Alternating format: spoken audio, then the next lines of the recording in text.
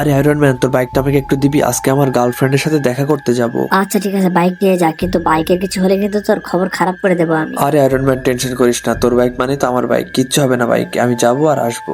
আরে এ কি, ট্রেন লাইনে হঠাৎ বাইকটা আটকে গেল, এখন কি হবে? ট্রেন তো যে কোনো সময় চলে আসবে। আরে ভাই সাহেব, এটা কি হলো? ট্রেন তো আমাকে চাপা দিয়ে চলে গেল, মাম্মি বাঁচাও। আরে এটা কি হলো? বাইকে তো 12টা বেজে গেছে, আয়রন ম্যান তো আমাকে আস্ত রাখবে না।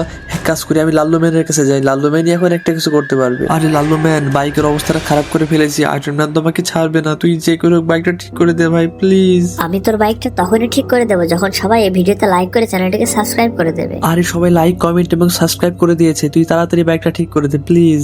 দেখ স্পাইডি, তোর বাইকটা আমি মডিফাই করে দিয়েছি, দেখ তো কেমন লাগছে বাইকটা। আরে ভাই সাহেব, এটা তো কাওয়াসাকি নিনজা এইচ2আর, তুই বাইকটা তো অসাধারণ মডিফাই করেছিস।